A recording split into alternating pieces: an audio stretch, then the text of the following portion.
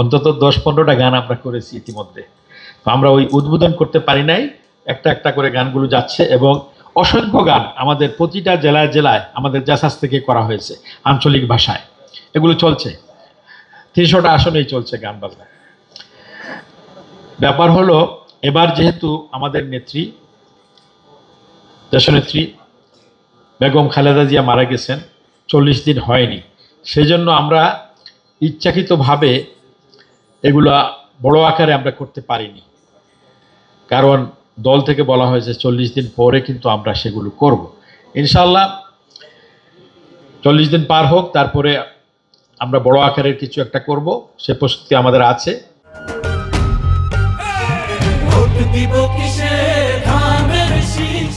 আমাদের নেতা শহীদ প্রেসিডেন্ট জিয়াউর রহমান 1978 সালের 27শে ডিসেম্বর জাসাস তৈরি করেছেন যে উদ্দেশ্য নিয়ে, সেই উদ্দেশ্য নিয়ে আমরা কাজ করছি। আমাদের দেশের আমাদের যে নিজস্ব সংস্কৃতি সেগুলোকে লালন করার জন্য, পালন করার জন্য এবং সারা বিশ্বে ছড়িয়ে দেওয়ার জন্য আমরা চেষ্টা করে যাচ্ছি। গত 16-17 বছর আমরা আমাদের মন মতো কিছুই করতে পারিনি, অনেক বাধা বিপত্তি ছিল।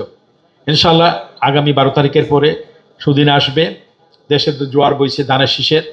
আমি মনে করি যে 13 তারিখের পরে প্রেক্ষাপট অনেকটা চেঞ্জ হয়ে যাবে।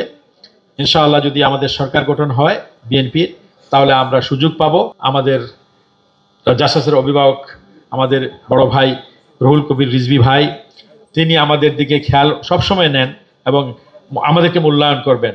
এবার সরকার আসলে সংস্কৃতি অঙ্গনের মানুষ আগে খুব একটা বেশি মূল্যায়িত হয় নাই, তো আমরা আশা করব এই জন্য আমাদের এই অঙ্গনটা একটু দুর্বল, আমি মনে করি অনেকটা দুর্বল।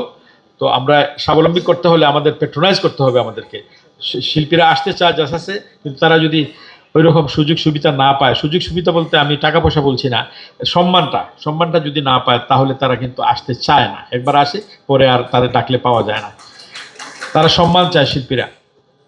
বন্ধুগণ, আমাদের নেত্রী বলেছিলেন ওদের হাতে গোলামের জিঞ্জির আর আমাদের হাতে বাংলাদেশের পতাকা। এই পতাকা তিনি রেখে গেছেন তার সুপুত্র আমাদের দলের চেয়ারম্যান জনাব তারেক রহমানের হাতে। আসুন সবাই মিলে তার হাতকে শক্তিশালী করি, সেই লক্ষ্যে আমরা সবাই কাজ করি। আমাদের জয় অবশ্যই সুনিশ্চিত।